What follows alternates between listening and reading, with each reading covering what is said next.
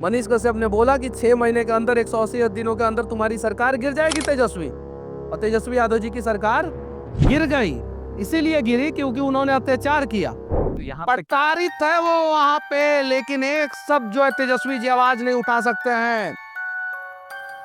बहन बेटियों को उठा के लेके जाया जाता है, यादव की जमीनों पे अतिक्रमण कर लिया जाता है, लैंड जिहाद होता है किशनगंज में। एक शब्द ये लालू खानदान, लालू कुनबा नहीं बोलता है। बार बार आप तेजस्वी यादव को नौवीं फेल बोल करके आप उनको चिन्हित करते हैं। आठवीं पास है। आपके पार्टी में भी तो कई ऐसे लोग हैं जो उस एजुकेशन को अडॉप्ट करते हैं। हाँ तो वो भी फेल है तो फेल कहेंगे, उनको बोल दीजिए हाँ not 9th fail, I am 9th pass. India TV के शो में कह रहे थे, वो भी अंग्रेजी में।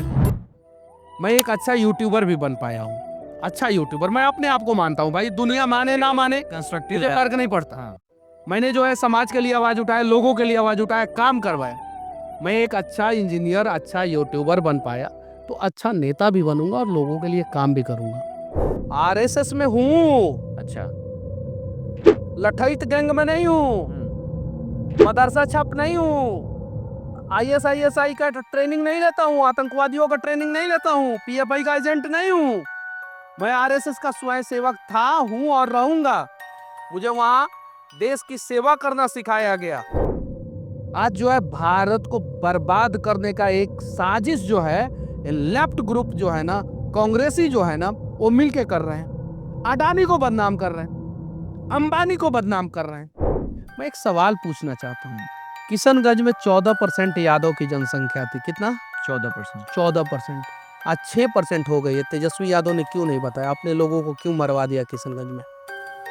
14 से 6%। 14 से 6। अच्छा, ये जो खाई बनी है आपके और तेजस्वी यादव के बीच में, कहा जाता है कि राजनीति में कुछ भी संभव है, तो क्या भविष्य में ये खाई जो है भर सकती है या फिर ऐसे ही चलता है? आके माफी मांग ले, सॉरी बोल दे, एक बार गलती हो गई।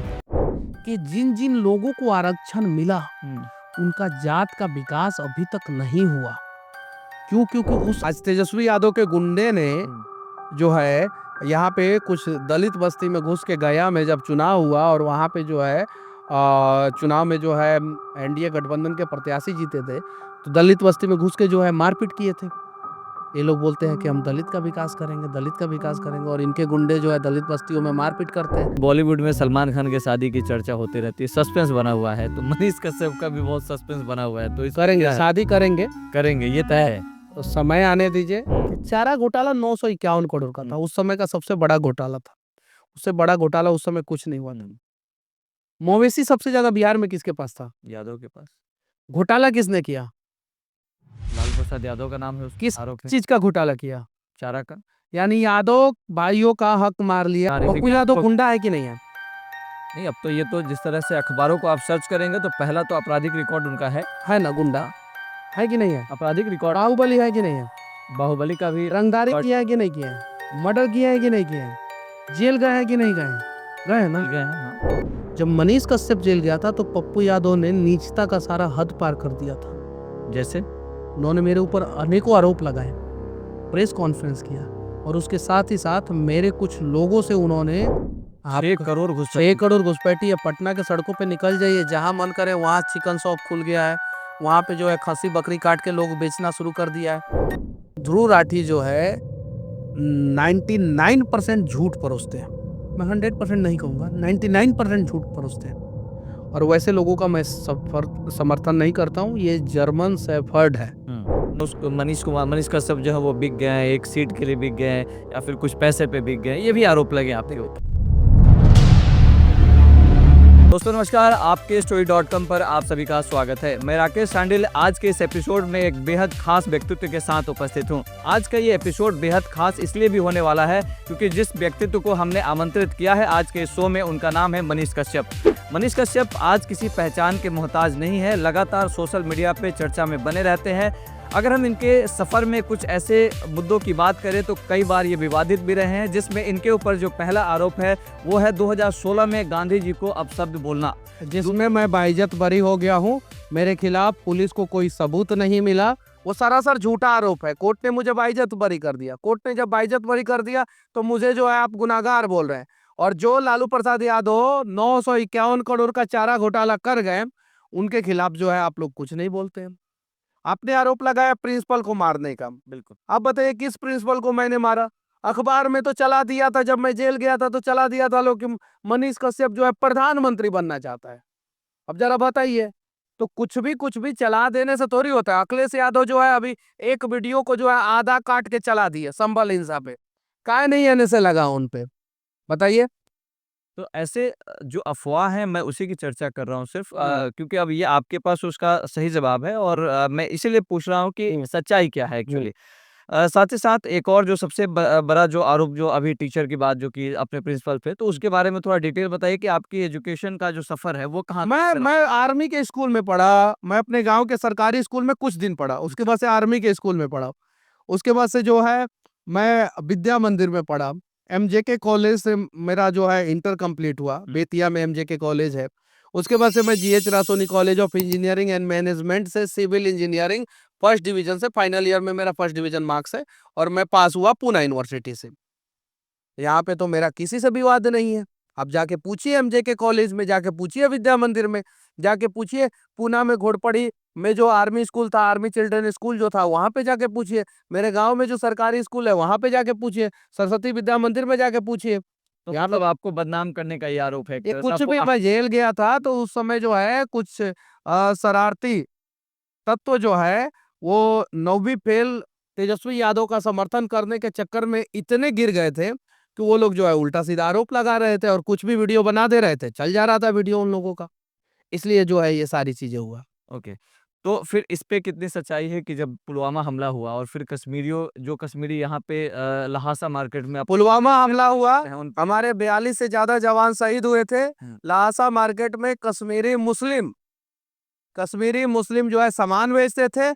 हम लोग गए, उन लोगों से सवाल पूछे कि हमारे लोग वहां पे सुरक्षित नहीं है, वहां पे हमला कर दिया जा रहा है, पत्थरबाजी किया जा रहा है। आप लोग बताइए कि आप लोगों के साथ कोई यहाँ पे बदतमीजी करता है? तो उन लोगों ने बोला नहीं। आप लोगों से सामान खरीदा जाता है कि नहीं खरीदा जाता? तो उन लोगों ने बोला हाँ। ऐसा वीडियो तो मैंने बेतिया में भी एक कश्मीरी को पकड़ के बनाया था कि बताइए आपको कोई दिक्कत है या आप, तो उन्होंने बोला नहीं। तो अब मारपीट जैसी कोई उसी घटना नहीं चीज हुई? को जो है तोड़ मड़ोड़ के पेश कर दिया गया। एक कुत्ता जो था वहां पे, हुँ, कुत्ता, हुँ, डॉग, अच्छा। वो उसको जो है किसी ने खोल दिया। जब किसी ने खोल दिया तो वो काटने आया, तो हमारे साथ कुछ लोग थे, कुत्ते को मार के भगाए। उसी वीडियो को जो है, क्लिप को काट के जो है पूरे देश में जो है पाकिस्तान से ट्वीट होने लगा। अच्छा, उमर अब्दुल्ला, फारूक अब्दुल्ला और ना जाने आम आदमी पार्टी के संजय सिंह और ना जाने कितने सारे नेता ने ट्वीट कर दिया कि ये देखिए बिहार में क्या हो रहा है। इन लोगों का तो काम ही है आधा वीडियो ट्वीट करना, पूरा वीडियो तो किसी ने ट्वीट किया नहीं। तो वो तो घटना ये कुत्ते की वजह से हुई वो? कुत्ते को मारा गया, अच्छा, किसी कश्मीरी को नहीं मारा गया, कुत्ते को मारा गया। किसको मारा गया? कुत्ते को मारा गया। कुत्ते को मारा गया। अच्छा, तो आपका ये कहना है कि कुत्ते को मारा गया, ठीक है। अब आगे बढ़ते हैं इस सफ़र में, तो आज के समय में जो सबसे मुद्दा लोगों के दिमाग में है कि एक पत्रकार एक नेता कैसे हो सकता है और एक नेता एक पत्रकार कैसे हो सकता जवाहरलाल नेहरू कैसे हो गए? डिस्कवरी ऑफ इंडिया लिखे, नेशनल हेराल्ड चलाते थे शायद से, उनका उनका ही अखबार था ना नेशनल हेराल्ड। अटल बिहारी वाजपेयी कैसे हो गए? राष्ट्र धर्म और पंचजन जो है उसके संपादक थे। कैसे हो गए बताइए? कैसे हो? है? तो लेकिन किसका सवाल है? अरे अधजल गगरी छलकत जाए, कम पढ़ल लिखल लोग जो है यही ना कहेंगे। जिनको जानकारी नहीं है, जिन्होंने जो है माइक उठा लिया लेकिन पत्रकारिता का कुछ नॉलेज नहीं है, वही लोग ऐसा कहते हैं। अटल बिहारी वाजपेयी पत्रकारिता का कोर्स थोड़ी किए थे, नहीं किए थे, लेकिन पत्रकार थे, राष्ट्र धर्म और पंचजन के संपादक थे। जवाहरलाल नेहरू भी पत्रकार थे, उस समय जो है अखबारों के कॉलम में लिखा करते थे। बाल गंगाधर तिलक पत्रकार थे, उनका जो है केसरी जो है अखबार आता था, हिंद केसरी अखबार शायद से उनका आता था। उसके बाद से जो है अपना सरदार पटेल पत्रकार थे। उसके बाद से जो है प्रथम राष्ट्रपति हमारे डॉक्टर राजेंद्र प्रसाद जो है वो पत्रकार थे। उस समय पत्रकारिता का मतलब होता था प्रिंट मीडिया, प्रिंट मीडिया में जो लिखता था वो पत्रकार हुआ। आज जो है पत्रकारिता का मतलब बदल गया, इलेक्ट्रॉनिक्स और डिजिटल मीडिया हो गया। बिल्कुल। तो वो लोग कैसे बन गए बताइए? नहीं, तो उसमें फिर बात आती है ना कि जैसे आपने जो शुरुआत की पत्रकारिता से जैसे आप ठीक है, आपका जवाब वहाँ पे सही है, आपने जो बताया वो सही है, लेकिन आपका जो शुरुआत था, वो जिस तेवर में आप अपने अंदाज में आवाज़ उठाते थे, तो जब आप किसी एक पार्टी के साथ जुड़ जाते हैं, तो फिर वो तेवर नहीं रह जाता है। देखिए वो अटल लोगों को बिहारी लेकर आप वाजपेयी जब राष्ट्र धर्म और पंचजन के संपादक थे, हुँ, उस समय जो है जवाहरलाल नेहरू ने उस अखबार पे जो है पाबंदी लगा दिया। जब सरकारें आपका गला घोटता है तो आपको कोई ना कोई रास्ता निकालना पड़ता है। तेजस्वी यादव की सरकार थी बिहार में और उसने मेरे ऊपर पाबंदी लगाया तो मैंने दूसरा रास्ता निकाला।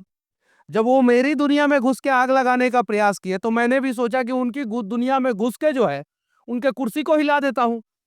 तब तो पता चले कि पत्रकार से जो है पंगा लेना कितना भारी पड़ता है। तो इसलिए आप नेता बन गए। अभी तो बना नहीं हूँ, उस रास्ते पे हूँ।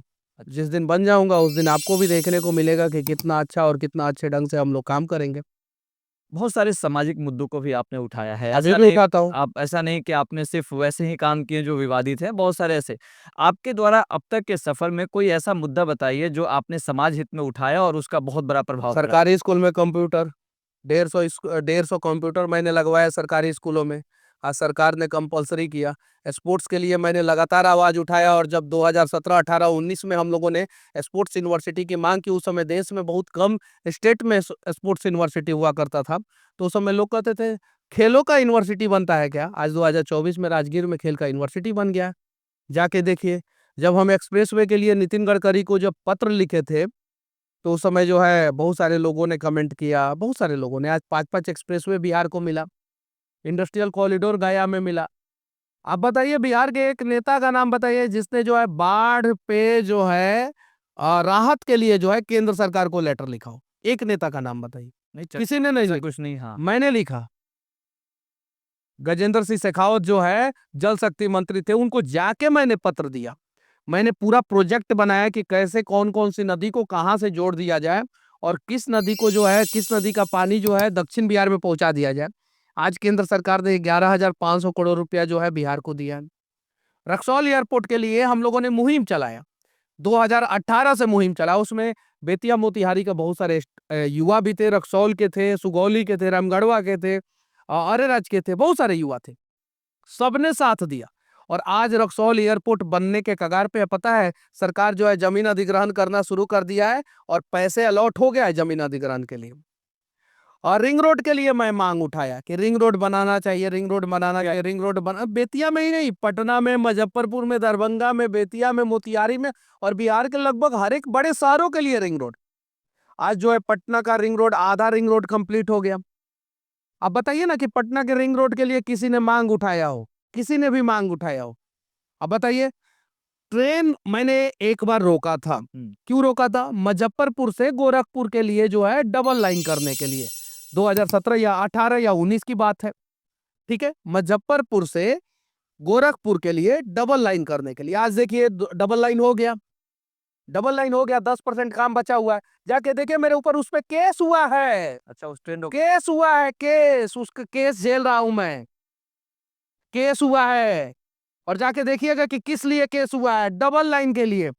अब मुजफ्फरपुर से गोरखपुर का ट्रेन का सफर तो मैं करता नहीं हूँ, अच्छा, तो ये मैं सब कभी नहीं करता हूँ। जब आप सामाजिक हित के लिए ये काम जब आप कर रहे थे, तो फिर ये सारे केस के पीछे किसकी राजनीति है? जो हो आप जाता है, वो तो सरकार से आप सवाल कीजिएगा तो अंग्रेजों का ही एक नियम था सरकारी काम में बाधा, और उसी कानून को जो है बाद में कंटिन्यू कर दिया गया। वही सरकारी काम में बाधा और बाधा के चक्कर में जो है केस होते गया।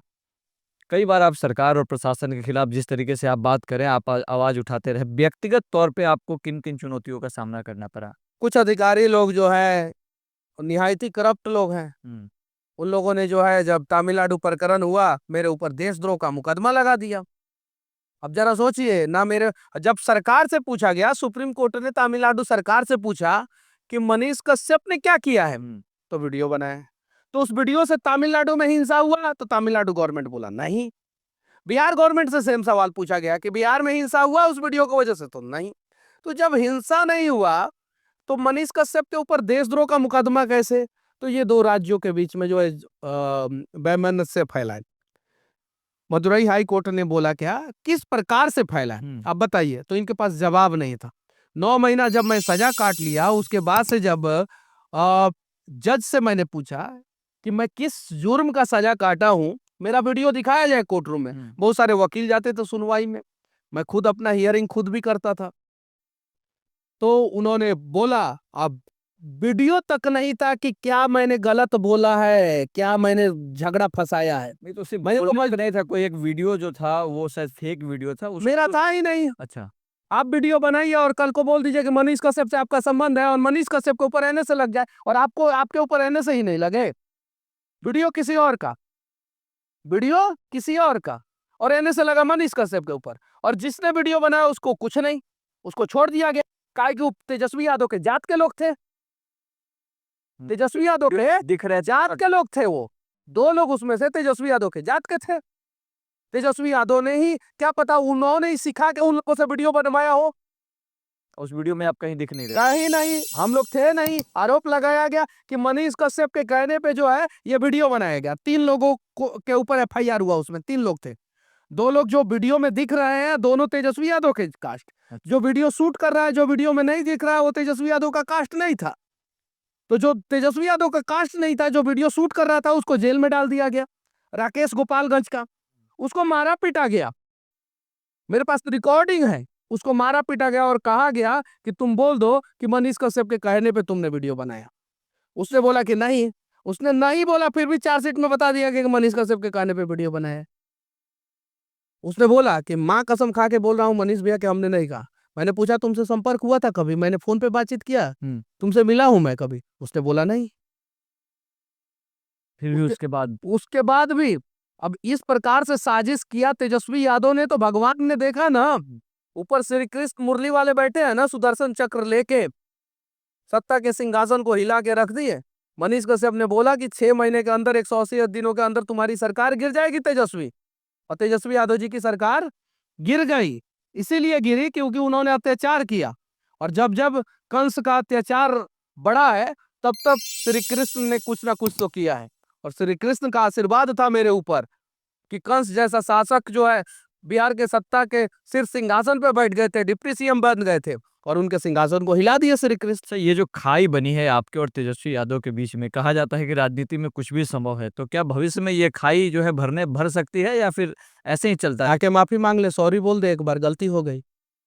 अच्छा, माफी मांगे वो? नहीं मांगेंगे वो, हमें पता है।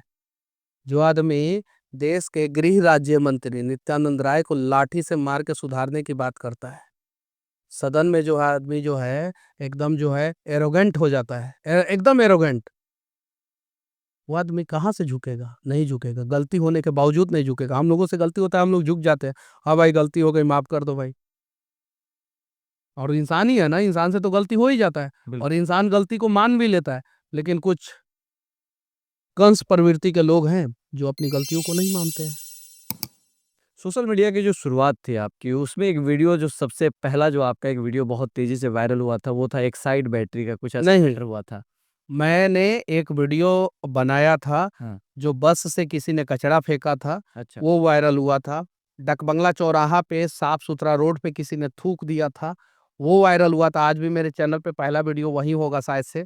उसके बाद से बिहार में बाढ़ आया था, वो वायरल हुआ था। बिहार बाढ़ का वीडियो सबसे ज्यादा वायरल हुआ था। उसके बाद से ये सारी वीडियो आई। उसके बाद में हाँ, उसके पहले ये सारा वायरल। कई लोग कहते हैं कि शायद पहला वीडियो वही था जो नहीं पता है लोगों को। पहचाना। ओके।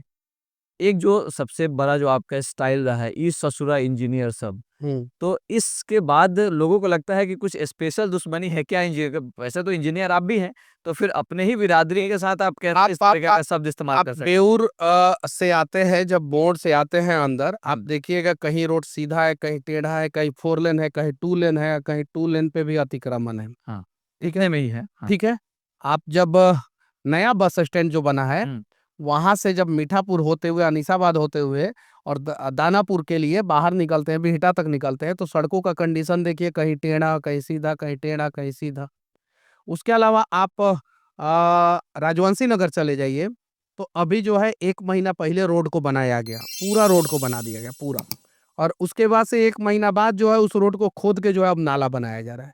इस ससुरा सबको पहले समझ में आना चाहिए था ना कि यहाँ पे नाला बनाना है। 1 के महीना में नाला बनाने लगा, 1 महीना पहले क्या नहीं बनाया रोडवा खोद के।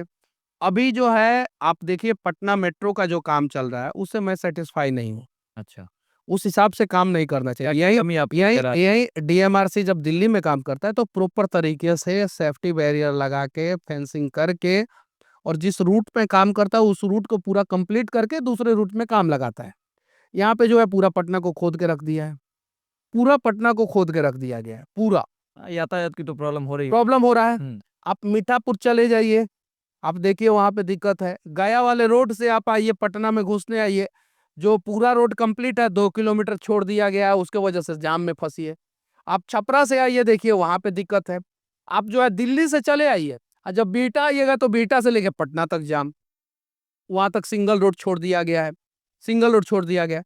आप जब बस स्टैंड से निकलते हैं और बख्तियारपुर जाते हैं, वो रोड जो है 6 लेन विद सर्विस रोड बन जाना चाहिए, अभी तक वो बना नहीं है।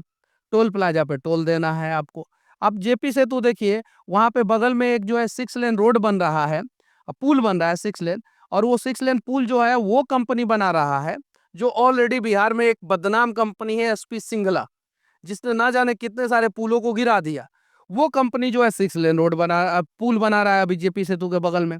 जेपी सेतु का जो सुपर स्ट्रक्चर, जो टॉप स्ट्रक्चर है, उसमें रेलवे का काम देखिए बढ़िया है, और आगे चले जाइए तो वो धस गया हाजीपुर साइड में। तेजस्वी यादव जी लालू जी के बर्थडे के दिन उसका उद्घाटन किए थे, आप बर्थडे के दिन धस गया, उसी दिन धस गया वो पुल। तो इस ससुरा सब इंजीनियर सब गड़बड़े ना करता है, तो इस सबको क्या बोले आप बताइए। लेकिन उन जितने भी इंजीनियर हैं उनके जो एक हम तरफ बोलते से हैं कि किया। ससुरा भ्रष्ट इंजीनियर, हम्म, तो जो भ्रष्ट है उसको तो बुरा लगेगा ही, जो ईमानदार है उसको बुरा नहीं लगेगा।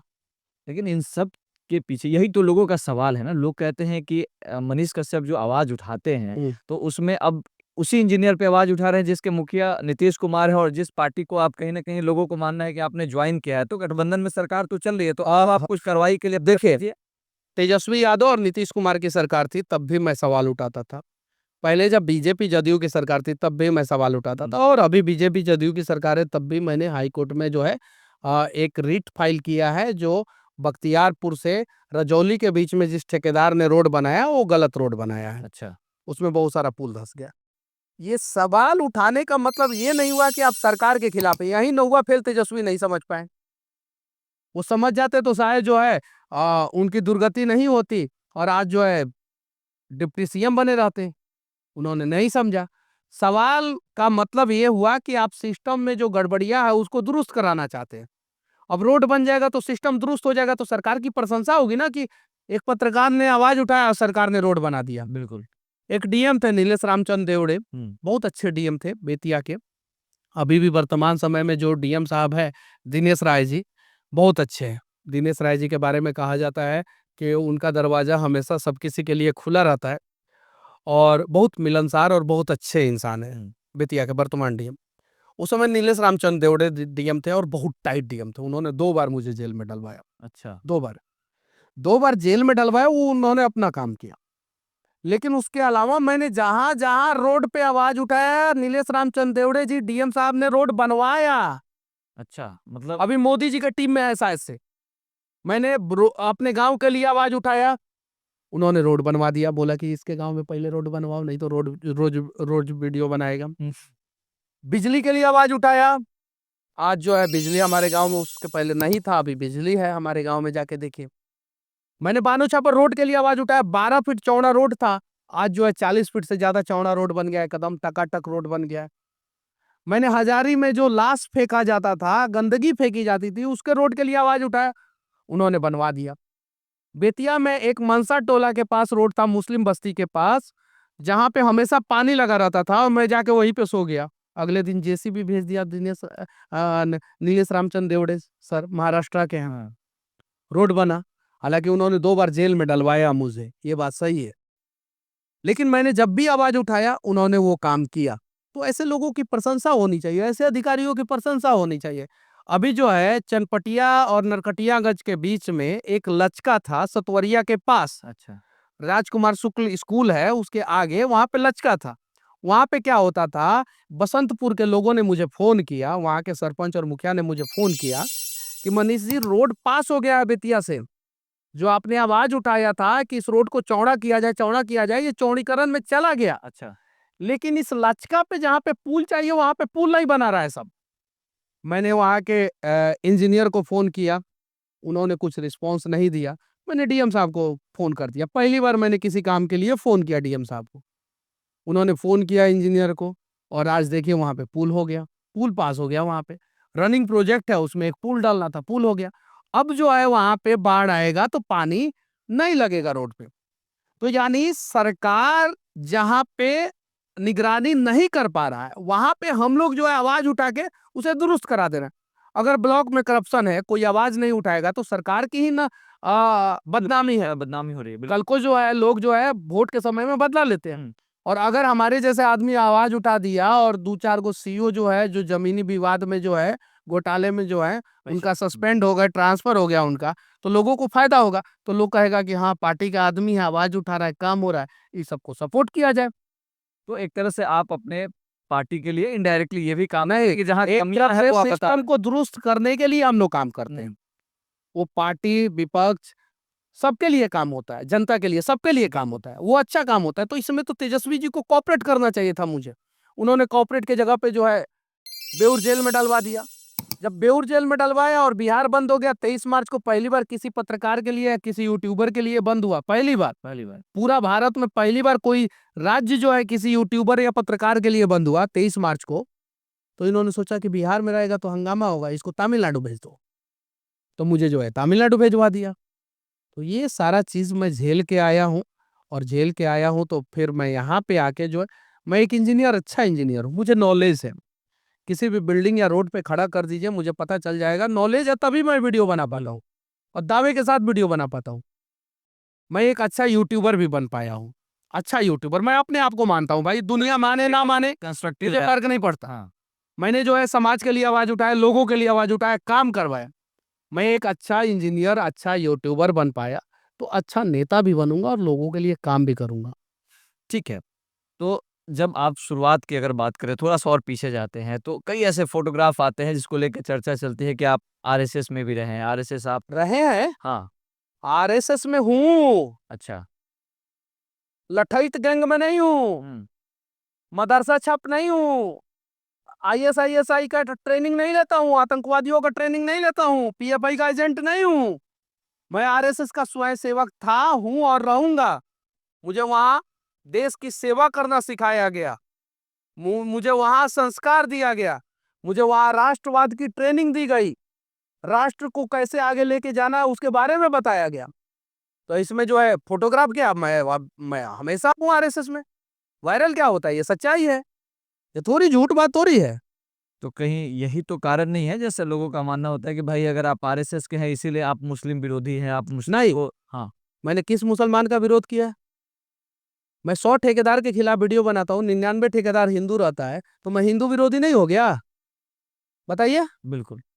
हाँ, उस हिसाब से तो आप तेजस्वी यादव कौन सा मुस्लिम है? हिंदू है।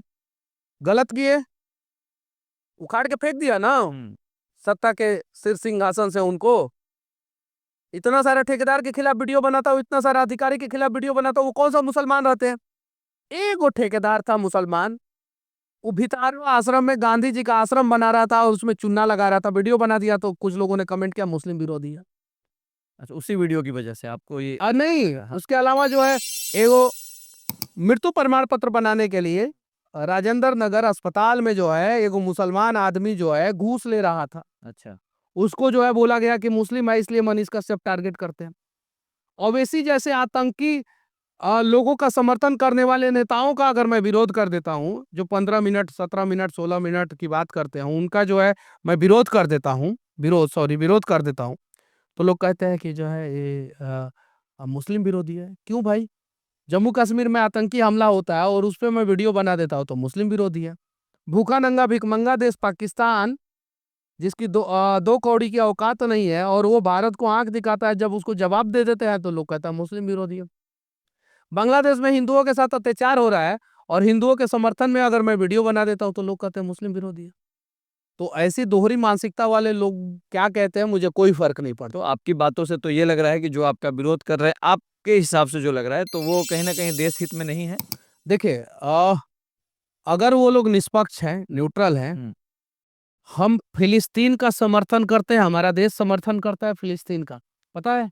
मनमोहन सिंह ने भी समर्थन किया था, मोदी जी ने भी फिलिस्तीन के लिए जो है राशन पहुंचाया था। जब फिलिस्तीन के मुसलमानों पे अत्याचार होता है तो इन हरामखोरों को जो है आंखों में आंसू आ जाता है और देश पे दबाव डलवाते हैं और बोलते हैं कि देश मदद करे फिलिस्तीन का। मनमोहन सिंह प्रधानमंत्री रहते हैं, मदद करते हैं। मोदी जी को भी मदद करना पड़ता है। ये नेता जो है हिसाब से, हाँ। कड़ियाली आंसू बहाना शुरू कर दे। फिलिस्तीन में तो इस भारत का कोई मुसलमान नहीं है, भारत का कोई हिंदू नहीं है, लेकिन भारत का ही हिंदू बांग्लादेश में है। 1947 से पहले वो भारत का पार्ट था और वहां पे अत्याचार हो रहा है तो राहुल गांधी कभी एक शब्द नहीं बोलते। तेजस्वी यादव बोल रहे हैं कि भारतीय क्रिकेट टीम को जो है पाकिस्तान में जाके मैच खेलना चाहिए। बिहार से पाकिस्तान की दूरी जो है 2500 किलोमीटर है कम से कम। यहाँ से 800 किलोमीटर की दूरी पे जो है 900 किलोमीटर की दूरी पे ढाका है। ढाका में हिंदुओं के साथ अत्याचार हो रहा है, नहीं दिखाई दे रहा है तेजस्वी यादव को, नहीं दिखाई दे रहा है। अब ऐसे ऐसे लोग जो है सदन में जाके जो है सदन की कार्रवाई को बाधित करने का प्रयास करते हैं। और कभी कभी ऐसे ऐसे लोगों के वजह से भी सरकार जो है एक्चुअल जो काम करना होता है वो नहीं कर पाती है। आज ये सारे लोग अगर आवाज उठाते कि बांग्लादेश में हिंदुओं के साथ अत्याचार हो रहे हैं, फिलिस्तीन के मुसलमानों के लिए आंसू है, सीरिया में आतंकवादियों और आईएसआईएस के एजेंट के लिए इनके आंखों में आंसू आ जाता है, जॉर्डन में अगर कुछ हो जाता है तो इनके आंखों में आंसू आ जाता है, फ्रांस में अगर मुसलमानों के साथ कुछ हो जाता है तो इनके आंखों में आंसू आ जाता है। लेकिन बांग्लादेश में हिंदुओं पे अत्याचार हो रहा है, बहन बहन को उसके भाई के सामने रेप किया जा रहा है, बाप के सामने बेटी का रेप किया जा रहा है, पति के सामने पत्नी का रेप किया जा रहा है। वीडियो आया है ट्विटर पे, सोशल मीडिया पे वायरल है और कोई आवाज तक नहीं उठा रहा है। बताइए। तो ऐसे मुद्दे पे जब भारत सरकार में ऑलरेडी जब मोदी जी की सरकार है, तो उनको तो कुछ पहल करनी वो चाहिए। कर रहे हैं, वो कर रहे हैं। फिर भी ऐसी घटनाएं। घटना फॉरेन का है, विदेश का है, बांग्लादेश का है। एक सरकार जो है टाइट एक्शन ले रहा है, दूसरा सरकार बोल रहा है बांग्लादेशी आओ आओ हमारे देश में आओ, हमारे देश में आओ, हमारे देश में आओ। सबको प्रयास करना चाहिए ना। अब मोदी जी आके हमारे गांव के सड़क को तो देखेंगे नहीं। हमारा काम है कि अगर गलत है तो हम वीडियो बनाए, आवाज उठाए, वहां तक पहुंचाए। तो अगर बांग्लादेश में हिंदुओं के साथ अत्याचार हो रहा है तो मोदी जी जितना कर रहे हैं कर रहे हैं, बाकी सब लोग तो आवाज उठाए, विपक्ष के लोगों को भी तो आवाज उठाना चाहिए, सबको आवाज उठाना चाहिए। आज जो है भारत को बर्बाद करने का एक साजिश जो है लेफ्ट ग्रुप जो है ना, कांग्रेसी जो है ना, वो मिलके कर रहे हैं। अडानी को बदनाम कर रहे हैं, अंबानी को बदनाम कर रहे हैं। हमें जो है 100 अडानी और 100 अंबानी चाहिए इस देश में, वो एक अडानी और एक अंबानी के पीछे पड़े हैं। जरा सोचिए, आज जो है भारत की इकोनॉमी मजबूत होगी, भारत में अगर एप्पल जैसी कंपनियां होगी तो ये लोग तो उसको तो नोच खाएंगे, कहेंगे 3 ट्रिलियन का कंपनी एप्पल कैसे हो गया। 3 ट्रिलियन की कंपनी है एप्पल और भारत का इकोनॉमी 4 ट्रिलियन है। अब सोच लीजिए, भारत के इकोनॉमी के लगभग बराबर की कंपनी है सिर्फ एप्पल। अगर एप्पल कंपनी भारत में होती तो ये लोग तो दरिंदे की तरह नोचते कि भाई तुम कैसे आगे बढ़ गए, कैसे आगे बढ़ गए, कैसे आगे बढ़ गए। माइक्रोसॉफ्ट जैसी कंपनी, स्नैपड्रैगन जैसी कंपनी अगर भारत में होती, माइक्रोन जैसी कंपनियां भारत में होती तो ये लोग तो नोच खाते। फॉक्सवैगन जैसी कंपनियां भारत में होती तो ये लोग तो नोच खाते। सरकार बिजनेस को सपोर्ट करता है, कोई भी सरकार सपोर्ट करता है, मनमोहन सिंह भी किए थे।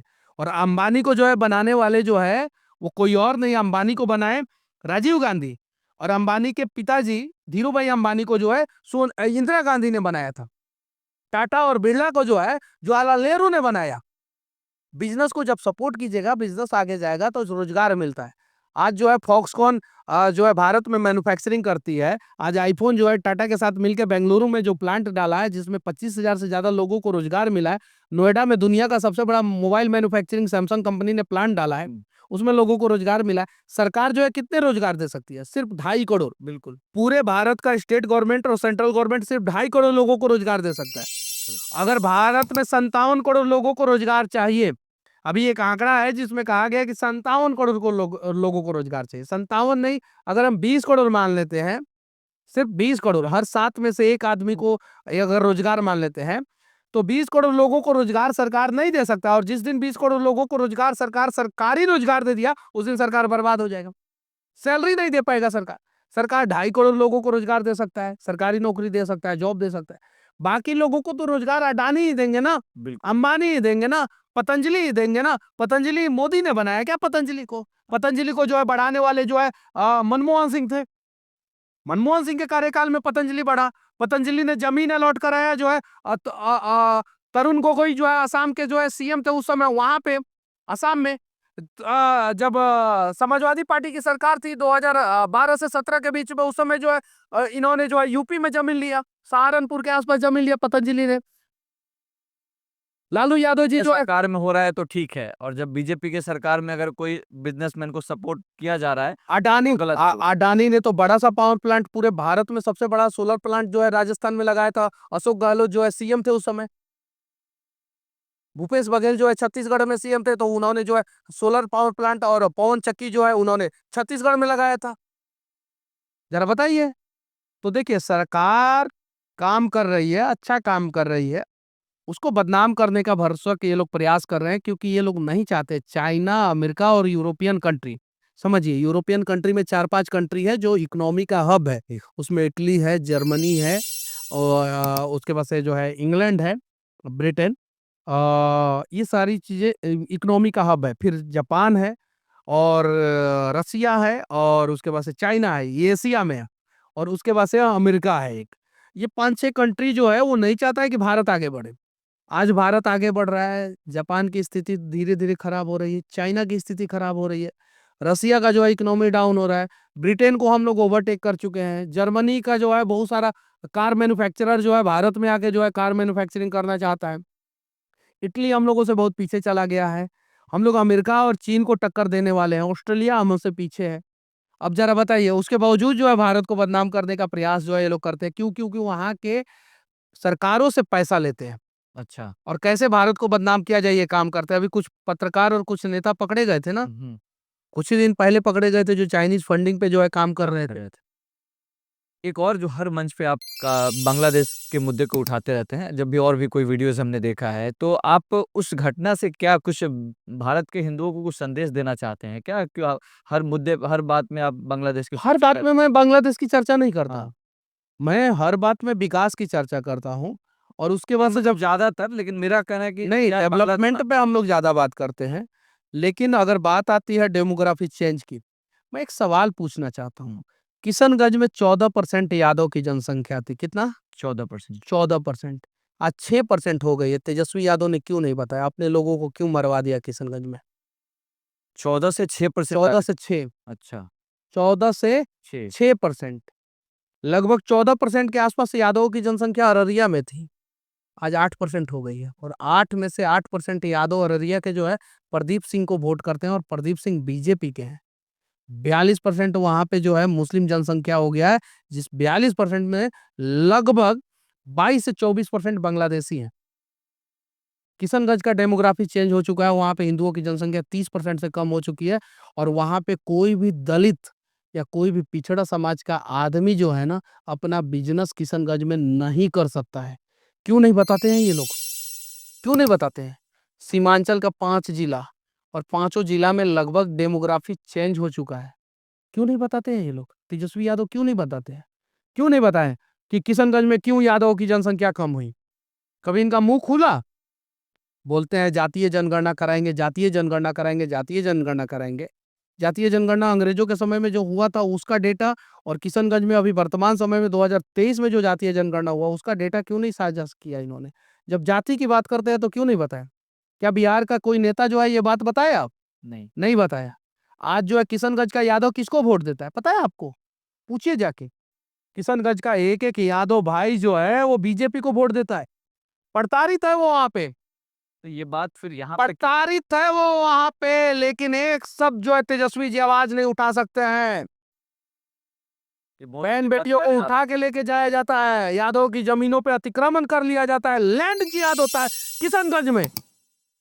एक शब्द ये लालू खानदान, लालू कुनबा नहीं बोलता है, नहीं बोलता है। जबकि ये तो उनके नेता हैं। ये हम डेटा, ऑफिशियली डेटा पे बात कर रहे हैं, जाके पता करें कि ये बात सही है कि नहीं है। और देखिए नीतीश जी की महानता देखिए, हालांकि नीतीश सरकार में ही मैं जेल गया था, लेकिन महानता देखिए। नीतीश जी को पता है मुसलमान वोट नहीं देता है, लेकिन फिर भी सबके लिए काम करते हैं। मोदी जी को पता है कि मुसलमान वोट नहीं देता है, फिर भी एक गांव में मुस्लिम के हर एक घर को जो है सरकारी प्रधानमंत्री आवास दे दिए। 572 आवास मिला और उसमें से एक वोट नहीं मिला। 2200 वोटर में से एक वोटर का भी हाथ उंगली नहीं कापा कि हम जो है बीजेपी से लिए हैं तो हम बटन दबा दे। कहाँ की बात कर रहे हैं आप? यूपी की बात कर रहे हैं, नहीं दिया। हम हिंदू 5 केजी राशन पे वोट देते हैं, 100 यूनिट फ्री बिजली पे वोट देते हैं, और वो लोग कैसे जो है गजवा हिंद किया जाए, कैसे जो है भारत को पाकिस्तान बना दिया जाए, भारत को बांग्लादेश बना दिया जाए, इस मकसद पे काम कर रहे हैं। जबकि उन्हें नहीं पता है कि अगर वो इस मकसद पे काम कर रहे हैं तो मकसद को पाके भी क्या अंजाम होगा। अभी सिया सुन्नी के मस्जिद में बम ब्लास्ट कर दे रहा है, सुन्नी सिया के मस्जिद में बम ब्लास्ट कर दे रहा है। पाकिस्तान की स्थिति ये है। इराक में और ईरान में सिया और सुन्नी का लफड़ा है। सऊदी अरबिया और ईरान की लड़ाई इसलिए है कि सऊदी सुन्नी देश है और ईरान जो है सिया देश है। आज जो है आईएसआई जो है वो सुन्नी सिया लोगों को मारा करता था, सिया लोगों को मारा करता था सीरिया में। आज जॉर्डन में 3 कास्ट है, एक क्रिश्चियन है, एक सिया है और एक सुन्नी है। एक का राष्ट्रपति होता है, एक का स्पीकर होता है और एक का प्रधानमंत्री होता है, और आपस में लोग लड़ते हैं। आज लेबनान की स्थिति कमोबेश यही है। इजराइल मार के धुआं धुआं कर दिया। आज जो है मिस्र कुछ नहीं बोल रहा है, क्यों? क्योंकि उसे पता है कि इजराइल जो मार रहा है जिन लोगों को, वो लोग कल को जो है मिस्र को भी बर्बाद करेंगे। आज टर्की में कुर्दिश लड़ाके जो है टर्की को बदनाम, तुर्की को बदनाम करना चाहते हैं, बर्बाद करना चाहते हैं। तुर्की जो है कुर्दिश लोगों को मार रहा है। कुर्दिश कौन है? मुस्लिम है। आज बोहारिया की कौन सा कास्ट को जो है मुसलमान धर्म से निकाल दिया गया पाकिस्तान में। आज जो है ये अमेरिका थी, सऊदी अरबिया के बगल में एक यमन, यमन के हुत्ती विद्रोही जो है लगातार मिसाइल मारते हैं सऊदी अरबिया पे। हुत्ती कौन है? मुस्लिम है। और हुत्ती कौन है? सिया मुस्लिम है। और वो अरब पे क्यों मारते हैं? जो आर्मको में मिसाइल मार दिया था, आर्मको जो है दुनिया का सबसे बड़ा रिफाइनरी है जिसके वजह से तेल का दाम बढ़ गया था, किसने मारा था? ये सारी सच्चाई है, और ये सारी सच्चाई जो है भारत के मुस्लिम नेता जो है बताना नहीं चाहते हैं। खड़के खड़के की बहन को और माँ को किसने जलाया था, किसने मारा था? खड़के को हिम्मत नहीं है देश को बता दे। जवाहरलाल नेहरू के रास्ते में सबसे बड़ा बाधा कौन था? हिम्मत नहीं है कि ये बता दे। मोहम्मद जिन्ना थे सबसे बड़ा बाधा। और 1950 में, 1947 में जब देश आजाद हुआ तो जवाहरलाल नेहरू उसी क्षेत्र में चुनाव जीते जिस क्षेत्र में हिंदू बहुसंख्यक थे। उस सारे क्षेत्र में चुनाव हार गए जहां पे मुस्लिम बहुसंख्यक थे। उसके बावजूद जो है मुस्लिम लीग का जब हुआ, हाँ। उसके बावजूद जो है ये लोग जो है देश को बर्बाद करने का भरपूर प्रयास करते हैं, और कुछ वैसे लोगों से मिलके रहते हैं जो लोग जो है भारत को पाकिस्तान बनाने का सपना देखते हैं। तो जब इतनी वहां पे जातियों में आपसी लड़ाई है, तो फिर ये हिंदुओं में की जातियों का जो लड़ाई है वो बाहर क्यों दिखाया जाता हिंदुओं की जातियों की लड़ाई में खून खराबा नहीं है। है? अच्छा। पूरा दुनिया का इकलौता धर्म है जिसकी जातियों में खून खराबा लड़ाई नहीं है। अमेरिका में ऐसी लड़ाई थी जहां पे जो है काले लोगों को बांध के सिक्कड़ में रखा जाता था। और भारत में जिन जातियों की बात की जाती है, भारत में हिंदू धर्म ग्रंथ में कहीं भी जन्म के हिसाब से जाति की व्यवस्था नहीं है। कोई भी धर्म ग्रंथ दिखा दीजिए आप, कोई भी धर्म ग्रंथ दिखा दीजिए। भारत में कर्म के हिसाब से वर्ण की व्यवस्था, जात सब तो है ही नहीं हमारे धर्म ग्रंथ में। कर्म के हिसाब से वर्ण की व्यवस्था, कास्ट नहीं है हमारे हमारे हमारे अंदर कास्ट नहीं है, क्लास है, वर्ण है, अलग अलग वर्गीकृत किया गया है। अगर कर्ण जो है तीर धनुष चलाता है तो क्षत्रिय है। अगर अंबेडकर जो है ज्ञाता है तो उनसे बड़ा विद्वान ब्राह्मण कोई हो ही नहीं सकता है, हो ही नहीं सकता है। अंबेडकर साहब ने 10 साल के लिए जो है आरक्षण लागू किया था। अंबेडकर साहब ने बोला था कि आगे इन सब चीजों को देखा जाएगा। अंबेडकर साहब बहुत दूर तक सोचने वाले व्यक्ति में से एक थे। लेकिन अंबेडकर साहब का नाजायज फायदा उठाया भारतीय राजनीति ने। और आज मैं आपके कैमरे के सामने मैं बोल रहा हूं कि जिन जिन लोगों को आरक्षण मिला उनका जात का विकास अभी तक नहीं हुआ। क्यों? क्योंकि उस आरक्षण का फायदा जो है उस जात में कुछ ही लोगों को मिला। आज जब बात होता है कि इस पे जब चर्चा किया जाए और जिनके परिवार में कोई एसपी डीएम बन गया है, अब उसको आरक्षण ना दे के उसके ही कास्ट में किसी गरीब को दिया जाए। लेकिन जब ये बात सरकार उसी के कास्ट में फिर सुनिए वही लोग तो हाँ सुनिए, उसी के कास्ट में किसी गरीब को दिया जाए। हम्म, धीरे धीरे इसका लाभ सबको मिलेगा, और जब सबको मिलेगा तो सबका विकास हो जाएगा। तो उस पे बातचीत कोई नहीं करता है, उल्टा बवाल कर देता है। ये सारी चीजें हैं, तो इन सारी चीजों को हमें समझना चाहिए। इस बात में तो जो उनकी जाति के नेता हैं जो सबसे ऊपर में है वही इस चीज का विरोध कर नहीं, लोग गुमराह करते हैं ना, क्योंकि उन्हें फायदा चाहिए, उन्हें क्रीमी लेयर में रहना है और मलाई भी लेना है। ये चीज है। आज जो है गोरखपुर में, मैं कोर्ट के सामने, सिविल कोर्ट के सामने मैंने देखा, एक भाई ने जूता चप्पल सी रहे थे वो। मैंने बोला आपको फायदा नहीं हुआ? उन्होंने बोला नहीं। आज जो है अटल पथ में बहुत सारे लोग बैठ के जो है जूता चप्पल सिलते हैं, मैं पूछता हूँ आपको फायदा नहीं हुआ? नहीं, वो बोलते हैं नहीं। आज देखिए, आज हमारे यहाँ पे चले जाइए, बहुत सारे एससी लोग हैं, उन लोगों को जो है आरक्षण का कोई लाभ नहीं मिला, जो मिलना चाहिए वो लाभ नहीं मिला। क्योंकि जब बात लाभ होती है दे रहा कि वहां तक लाभ पहुंचाया जाए, जमीन तक लाभ पहुंचाया जाए, तो जो है उन्हीं के नेता जो है विरोध कर देते हैं और वो लोग साथ में आ जाते हैं। आज देखिए, यूपी में एक दलित लड़की का जुबान काट लिया गया। जुबान, जो वहां के चंद्रशेखर रावण है, एक शब्द तक नहीं बोले। क्यों? समाजवादी पार्टी के गुंडों के द्वारा जुबान काट लिया गया, बवाल हुआ था, जुबान काट के और उसको मार दिया गया। पूरा न्यूज में चला, 10 दिन तक न्यूज में चला, एक शब्द नहीं बोले वो।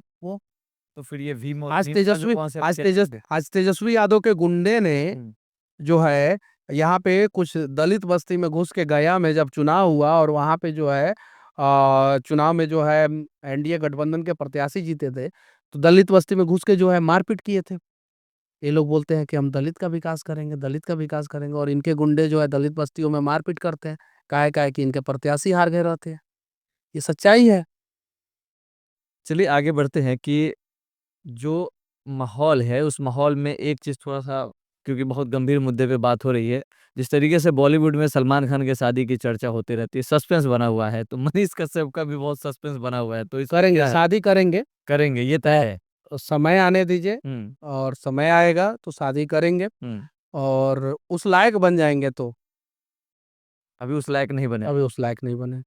बार बार आप तेजस्वी यादव को नौवीं फेल बोल करके आप उनको चिन्हित करते हैं। आठवीं तो पास है। आपके पार्टी में भी तो कई ऐसे लोग हैं जो उस एजुकेशन को अडॉप्ट करते हैं। हाँ, तो वो भी फेल है तो फेल कहेंगे। जो फेल है भाई, फेल कहेंगे भाई। अब हमारे पार्टी में कोई डॉक्टर रहेगा तो उसको डॉक्टर कहेंगे, डॉक्टर नहीं है तो नहीं कहेंगे। हमारे पार्टी में जो फेल है उसको बोलिए फेल भाई, कोई दिक्कत नहीं है, उसको बुरा नहीं लगेगा। उनको बोल दीजिए I am not ninth fail, I am ninth pass. India TV के शो में कह रहे थे, वो भी अंग्रेजी में। तो बात एक और आती है कि जब आप तेजस्वी यादव से जब आपकी बात हुई तो यादव नाराज हो गए, तो एक्चुअली आपको कोई दिक्कत तेजस्वी यादव से है कि यादव से है? यादव कोई नाराज नहीं है, अच्छा। कोई यादव नाराज नहीं है। बहुत सारे यादव लोगों ने मेरा टैटू जो है अपनी छाती पे बनवाया है। आप जाइए ना किशनगंज के यादव पे रिपोर्टिंग कीजिए ना एक बार। ठीक है। काहे नहीं करते हैं? और अररिया के यादव लोगों की स्थिति आप लोग दिखाने का काहे नहीं प्रयास करते हैं बिहार में? आप लोग भागलपुर, पूर्णिया में यादव की स्थिति दिखाने की क्यों नहीं प्रयास करते हैं? जो गांव जो है पश्चिम बंगाल से लगा हुआ है बिहार का, जो गांव, वहां पे जाके आप लोग ग्राउंड रिपोर्टिंग क्यों नहीं करते हैं? क्यों नहीं दिखाते हैं कि वहां के यादव की स्थिति क्या है? अब बताइए। बिल्कुल प्रयास करेंगे वो सभी लोग जो है मनीष कश्यप का समर्थन करते हैं, क्योंकि उन्हें पता है कि इन लोगों ने कैसे बिहार को बर्बाद किया। चारा घोटाला 951 करोड़ का था, उस समय का सबसे बड़ा घोटाला था। उससे बड़ा घोटाला उस समय कुछ नहीं हुआ था। मवेशी सबसे ज्यादा बिहार में किसके पास था? यादव के पास। घोटाला किसने किया? लालू प्रसाद यादव का नाम है, उसके किस आरोप है। चीज का घोटाला किया? चारा का। यानी यादव भाइयों का हक मार लिया। आज अगर वो नहीं किए होते घोटाला, तो अमूल जो है गुजरात में है, वैसा 4 गो फैक्ट्री बिहार में होता, और कम से कम 10,000 यादव भाई का अपना डेयरी फार्म होता है यहाँ पे, और कम से कम 1 करोड़ यादव भाई को जो है उस डेयरी फार्म से रोजगार मिला होता बिहार में, अगर लालू प्रसाद यादव 951 या 52 करोड़ का घोटाला नहीं किए होते तो उस वजह से वो अमूल यहाँ पे नहीं आ पाया। उस वजह से उस प्रकार की फैक्ट्रियां बिहार में नहीं बन पाई। बन पाई। ओके। आप पूर्णिया की बात कर रहे हैं, किशनगंज की बात कर रहे हैं, तो उधर के एक तरह से माना जाता है कि जो नेता के रूप में पप्पू यादव एक हमेशा चर्चा में रहते हैं, अब जीते भी हैं निर्दलीय, कई बार सांसद रहे हैं, तो आपकी उनसे बगावत किस बात की मेरी है? बगावत नहीं है, हाँ। उनसे पूछिए आप। अच्छा। उनसे पूछिए। जब वो जेल गए थे, पप्पू यादव जी जेल गए थे, आदरणीय पप्पू यादव जी जब जेल गए थे तो मनीष कश्यप ने उनका समर्थन किया था। जब मनीष कश्यप जेल गया था तो पप्पू यादव ने नीचता का सारा हद पार कर दिया था। जैसे? उन्होंने मेरे ऊपर अनेकों आरोप लगाए, प्रेस कॉन्फ्रेंस किया और उसके साथ ही साथ मेरे कुछ लोगों से उन्होंने बड़ी-बड़ी गाड़ियाँ डिमांड की थी, आपके लोगों से? मेरे लोगों से, कि आप लोग दे दीजिए, हम कुछ नहीं बोलेंगे। वो अपने लिए गाड़ी डिमांड कर रहे थे? किसके लिए करेंगे तो फिर? किसके लिए? तो पप्पू यादव जी के बारे में मैंने पहले नहीं शुरू किया, पहले उन्होंने शुरू किया। वो अब कोर्ट ने मुझे बाइज्जत बरी कर दिया। एक बार तो कह तो दे पप्पू यादव कि नहीं मनीष गलत नहीं था। कह दे हम नहीं बोलेंगे उनके खिलाफ, कुछ नहीं बोलेंगे, एक शब्द नहीं बोलेंगे। मतलब उस आरोप के आधार पे ही उन्होंने कहा था, तो जब आरोप सिद्ध नहीं हुआ तो आपका कहना है कि वो कह पर दे कह दे अच्छा। कह दे कि नहीं हम लोगों को जो है गुमराह किया गया और मनीष कश्यप को कोर्ट ने बाइज्जत बरी कर दिया तो मनीष कश्यप दोषी नहीं है। एक बार कह दे, क्या दिक्कत है? दिल बड़ा कीजिए, खाली शरीर बड़ा होने से नहीं ना काम चलेगा। उसमें शरीर के अंदर एगो करेज भी होता है, दिल भी होता है। उसको बड़ा कीजिए और दिल जो बोले वो सुनिए और बोलिए कि हाँ, अभी एक और चर्चा आ रही थी पप्पू कि यादव आपको गुंडा है कि नहीं है? नहीं, अब तो ये तो जिस तरह से अखबारों को आप सर्च करेंगे तो पहला तो आपराधिक रिकॉर्ड उनका है। है ना गुंडा? हाँ, है कि नहीं है? आपराधिक रिकॉर्ड। बाहुबली है कि नहीं है? बाहुबली का भी रंगदारी रिकॉर्ड किया है कि नहीं किया है? मर्डर किया है कि नहीं किया है? जेल गए हैं कि नहीं गए हैं? गए हैं ना? मिल गए हैं, हाँ। उन उन्होंने जो कुकर्म किया वो तो भाई मैंने कभी नहीं किया। फिर भी वो मेरे ऊपर आरोप लगाना शुरू कर दिए। हम सीधे कह रहे हैं, हम हाथ जोड़ के विनती कर रहे हैं कि आपने जो लांछन मेरे ऊपर लगाया था, एक बार कह दीजिए कि नहीं मनीष गलत नहीं था, उसको कोर्ट ने बाइज्जत बरी कर दिया। अब मैं मनीष के बारे में कुछ नहीं बोलूँगा, मैं भी उनके बारे में कुछ नहीं बोलूँगा। तो अभी तो बहुत दुविधा में है, अभी बहुत मुश्किल दौर में चल रहे हैं लॉरेंस भी। वो सब नाटक है, अच्छा, सब नाटक है। हमें लगता है आप उनके कभी तो मुजफ्फरपुर में रोने लगते हैं, कभी पूर्णिया में रोने लगते हैं, कभी झारखंड में जाके रोने लगते हैं। वीडियो दिखाया ना, और सब वीडियो दिखाया अरे किया। कौन कौन धमकी दिया था? कौन धमकी दिया था? वो बाद में नहीं बताया? पूर्णिया पुलिस ने जो है उद्भेदन नहीं किया? कोनो अपनी साली के नंबर से जो है मोबाइल नंबर बना के धमकी दे दिया। वो भी क्या बोल रहा है कि हम इनका पीए बनना चाहते थे इसलिए धमकी दे। अरे यार स्क्रिप्टेड घटना है, स्क्रिप्ट रचे हैं ये सब। काहे कि इनको सुरक्षा चाहिए, सीआरपीएफ का जो है वाई प्लस सुरक्षा चाहिए इनको केंद्र सरकार के द्वारा, इसलिए जो है ये सारा नाटक रचे हैं। लॉरेंस पॉकेट बिश्नोई को फायदा उठा। फुर्सत है कि पप्पू यादव जैसे लोगों को जो है धमकी देते चले, उसको फुर्सत है? बताइए। तो आपका जो बीच में जो घटनाक्रम हुआ है उसमें उनके तरफ से अगर बात आ जाती है तो आप उस मुद्दे को छोड़ देंगे, लेकिन एक और जो आपने इल्जाम लगाया, कई एक जगह आपने कहा है कि आपको मारने की धमकी दी गई उनके लोगों द्वारा। हाँ, दी गई, लेकिन हमने कभी सुरक्षा नहीं माँगा। उनके नाम पे सुरक्षा नहीं माँगा कि आप पप्पू यादव के गुंडे जो है हमें धमकी दे रहे हैं तो हमको सुरक्षा दे दीजिए, ऐसा नहीं माँगा। हमें तो इंटरनेट कॉलिंग जो है हमेशा जो है आते रहता है, धमकी देते रहता है लोग। किशनगंज से, कोई कहीं से इंटरनेट कॉलिंग करके, कोई व्हाट्सएप कॉलिंग करके धमकी देते रहता है। हम तो अकेले जो है सीना तान के चलते हैं, पूरा बिहार में घूमते रहते हैं। एक निजी आरोप है आपके ऊपर कि जब आप, क्योंकि हर एक व्यक्ति का जब निर्माण होता है, जब कोई आगे बढ़ता है तो कई लोगों का साथ होता है, और जिस तरीके से घटनाक्रम हुआ जब आप जेल गए और जेल के दौरान भी 9 महीने कई लोगों ने आपका मदद किया, सपोर्ट किया, और जब आप उससे बाहर आए तो कई लोगों ने आरोप लगाया कि मनीष कश्यप जो है मौकापरस्त है, और जब वो जेल से आए तो आने के बाद उन्होंने एक आध हमसे साथ घटना नहीं दिया। बताइए। जैसे हमारे ही मंच पे एक आए थे, सुरेश मिश्रा आए थे, तो उन्होंने कहा था कि वो उनके लिए मैंने सब कुछ किया, मैं गया, उनके लिए अलग-अलग जगह आवाज़ उठाया, और फिर जब वो आए तो मिलने तक फ़ोन नहीं लगा आए के हमसे। पूछिए, फ़ोन लगा के पूछिए, पूछिए ना फ़ोन लगा के उनसे। नहीं ठीक है, हम मगर आप फ़ोन लगा के पूछिए, आपके पास तो नंबर भी होगा। देखिए हमको जो है, ये सब चीज़ों में उलझना नहीं है, हुँ, ठीक है? और ये सब चीज़ों पे हम बात भी नहीं करना चाहते। हम सिस्टम, समाज, राज्य, देश ये सब चीज़ों पे बातचीत करेंगे, बिल्कुल, तो राज्य का भी भला होगा, देश का भी देश भला का। होगा। ये सब चीज़ों पे हम उलझना नहीं चाहते। बहुत सारे लोगों को बहुत सारी उम्मीदें होती है। अब जेल से निकलने के बाद हम उनको नहीं बोल रहे हैं, हुँ, पहले क्लियर बोल देना हुँ, चाहते हैं। हुँ। जेल से निकलने के बाद बहुत सारे लोगों को उम्मीद था कि मनीष कश्यप सबसे पहले मेरे ही घर आए। भाई हम किसके-किसके घर जाते हैं अकेले आदमी। लेकिन जिन लोगों ने मेरे लिए किया, वो आज तक जो है मीडिया में आके बोले नहीं है कि मनीष कश्यप ने मेरे लिए कुछ नहीं किया। बहुत ऐसे लोग हैं, लाखों लोग ऐसे हैं ना, लाखों महिलाएँ ऐसी हैं ना, जिन लोगों ने मेरे लिए व्रत किया, छठ पूजा की माँ आई थी, छठ पूजा भाखा कि हम छठ पूजा करेंगे, और उन लोगों ने कभी वीडियो बना के नहीं कहा कि मनीष कश्यप के लिए मैंने छठ पूजा भाखा था, मनीष कश्यप हमारे घर छठ पूजा में नहीं आए। लाखों ऐसी महिलाएं हैं, लाखों ऐसी बहन है, लाखों ऐसी चाची हैं, लाखों ऐसी माँ है मेरी बिहार में, उन लोगों ने तो कभी नहीं कहा। मेरे जो दोस्त है, जो परेशान हुए, जो मेरे वजह से जेल गए, बहुत सारे लोगों ने आंदोलन किया, आंदोलन में जेल चले गए, उन लोगों ने तो कभी ऐसा नहीं कहा। हाँ, कुछ लोगों को नाराजगी थी कि हाँ, नहीं आए, नहीं आए, नहीं आए। तो भाई हम नहीं जा सकते हैं, हमारी मजबूरी है, हम अकेले कहाँ-कहाँ जाएँगे, और जहाँ-जहाँ जाना होता है वहाँ-वहाँ जाने का भी प्रयास करते हैं। और उसके बाद से जो-जो लोगों ने वीडियो बनाया, उनको भी धन्यवाद। जिन लोगों ने साथ दिया उनको भी धन्यवाद, और जिन लोगों ने आरोप लगाया उनको भी तहे दिल से धन्यवाद। इस पूरे प्रक्रिया में जब आगे बढ़े और 2024 का लोकसभा चुनाव आया और एक चर्चा आई बहुत ज़ोरों से कि भाई अब मनीष कश्यप क्योंकि नेता हैं और ये राजनीति में आगे बढ़ना चाहते हैं, तो आप लोकसभा का चुनाव वहाँ पे लड़ने की तैयारी शुरू कर दी और अचानक से पता चलता है कि भाई आप वहाँ से आउट हो जाते हैं। तो इसके पीछे क्या आपकी अपनी सोच थी या फिर कहीं से मैनेज किए गए आप? इसके पीछे मेरे सारे अ, लोगों का, जितने दोस्त हैं, मेरे रिलेटिव हैं, मेरी माँ है, मेरा भाई है, मेरे शुभचिंतक हैं, सब लोगों ने कहा कि मनीष, इतनी बार आपको बोला जा रहा है, आप बात मान जाइए। भविष्य आपका उज्जवल है, अभी जो है आप सिर्फ 32-33 साल के हैं, आगे बहुत लंबा करियर है। आप जो है एक बार जो है इन लोगों का सबका बात मान लीजिए, और मैं एक बार सबका बात मान लिया। तो बस उसको एक आपने मतलब एक धैर्य के साथ अपना एक निर्णय लिया कि हमें बात मान लेनी है। देखिए, पैसेंस आपको मंजिल तक पहुंचाता है। हुँ। मैंने पैसेंस रखा, और मुझे बहुत सारे लोगों ने बोला, बहुत सारे लोगों ने वादा किया, और मैं उन लोगों का बात मान लिया। उम्मीद है कि मैंने जिन लोगों का बात माना है, उन लोगों ने मुझसे जो वादा किया है वो वादा नहीं तोड़ेंगे।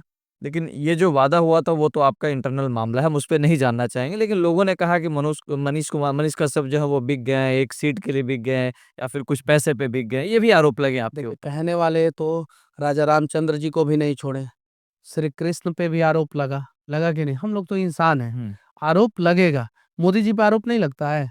लगता है। नीतीश कुमार पे आरोप नहीं लगता है? लगता है। यहीं पे बैठ के मैं तेजस्वी यादव जी पे आरोप नहीं लगा रहा हूँ, लगा रहा हूँ। लगा, ये तो ये एक प्रक्रिया है। जीवन का एक हिस्सा है, हुँ। वो लगेगा। और उसी सब चीज़ों के बीच में आपको अपना रास्ता बना के मंजिल तक पहुँचना है। तो ये कोई बड़ी बात नहीं है, इससे मैं परेशान नहीं होता हूँ। एक और घटना की बात करेंगे अभी, हम चाहेंगे कि उसको थोड़ा-सा डिटेल ज़रूर करेंगे, उसको स्किप ना करेंगे क्योंकि हम राष्ट्र पे भी बात करेंगे। एक बहुत ज़्यादा कंट्रोवर्सी अभी हाल के दिनों में चला और मैंने भी जाके उसको देखा, रिसर्च किया उस पूरे घटनाक्रम को, तो मैंने देखा कि आप उनके बड़े अच्छे मित्र थे। आपने उनके लिए वीडियो भी बनाया था, सपोर्ट भी किया था, लेकिन ऐसी क्या आन पड़ी बीच में कि दोनों के बीच में ऐसा लगा कि महाभारत की तरह युद्ध हो रहा है कौन-कौन? और वो नाम है जो विपिन सर के नाम से जाने जाते हैं, एक जो मुखिया भी हैं।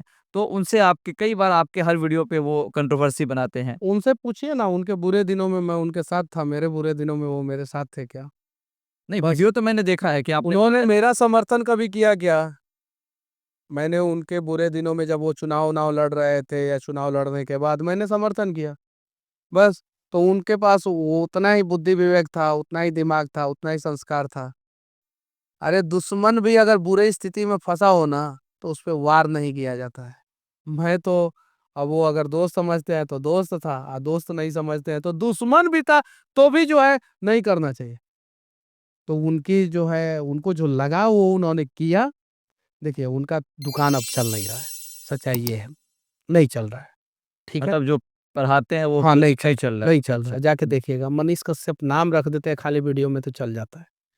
तो मनीष कश्यप की वजह से अगर उनका घर परिवार चल रहा है तो ये अच्छी बात है, चलाएँ, जितना मन करे उतना दें, जो मन करे वो बोले मेरे बारे में, जो आरोप लगाना है वो आरोप लगाएँ। बिना इतना मतलब कि मूर्ख टीचर तो मैंने धरती पे देखा ही नहीं। अब ज़रा सोचिए, पश्चिम बंगाल में बीजेपी ने प्रत्याशी को टिकट दे दिया था, हुँ, आसनसोल में टिकट दे दिया था। हुँ, उस प्रत्याशी ने नॉमिनेशन कर दिया था। हुँ, नॉमिनेशन का डेट फाइनल हो गया था, कंप्लीट हो गया था। हुँ।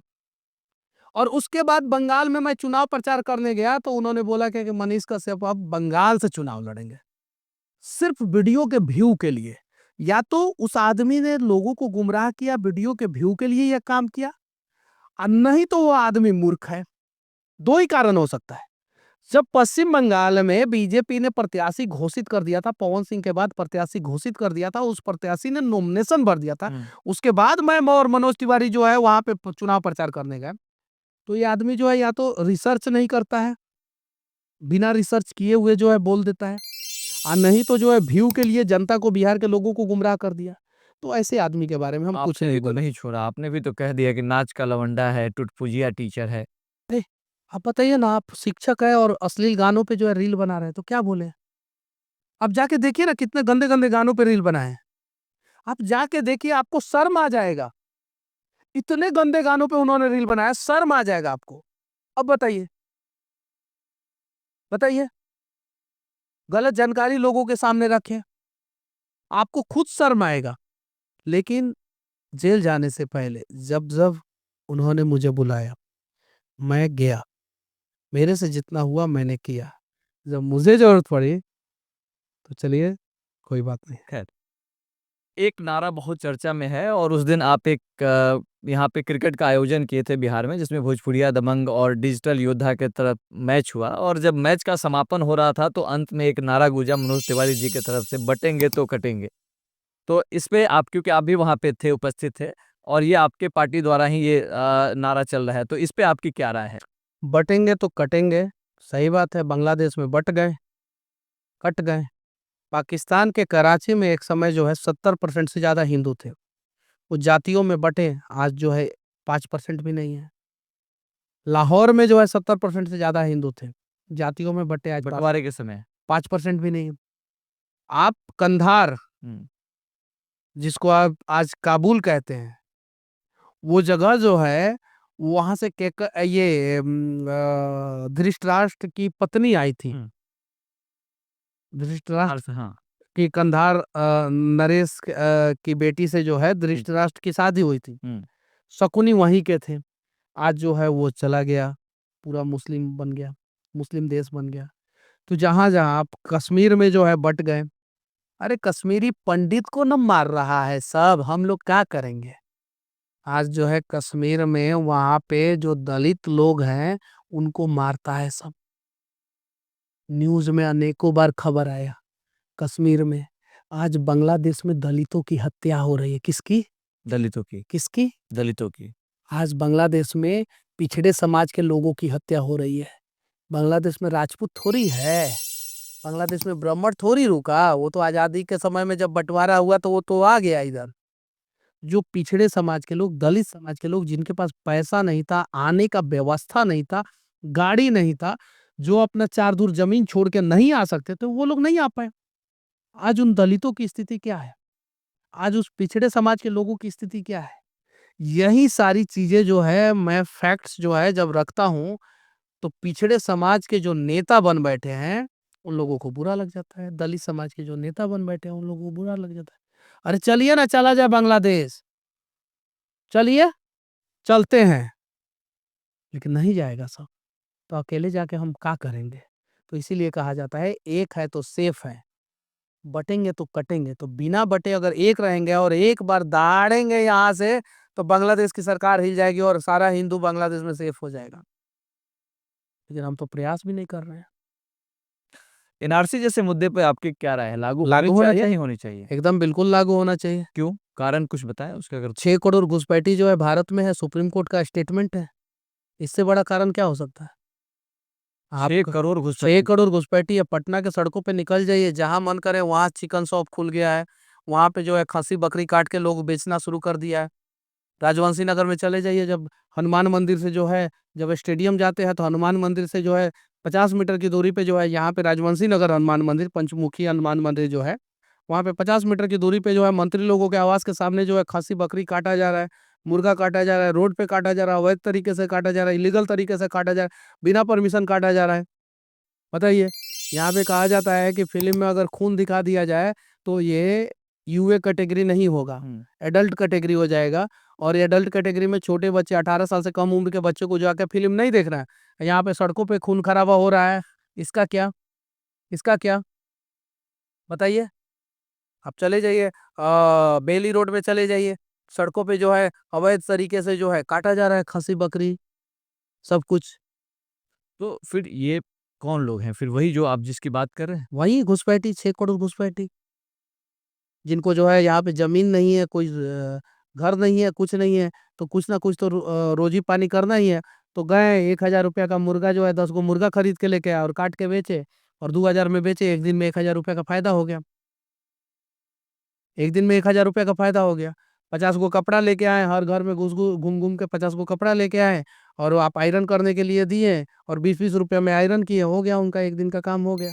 और आपके बच्चे जो है जाके जो है बाहर जो है 7,000, 8,000, 9,000, 10,000 रुपया पे जो है सिक्योरिटी गार्ड का नौकरी कर रहे हैं। बाहर में जो है 12,000 रुपया पे जाके पलदारी कर रहे हैं। 14,000 रुपया पे जाके जो है कहीं पे जो है किसी के खेत में काम कर रहे हैं।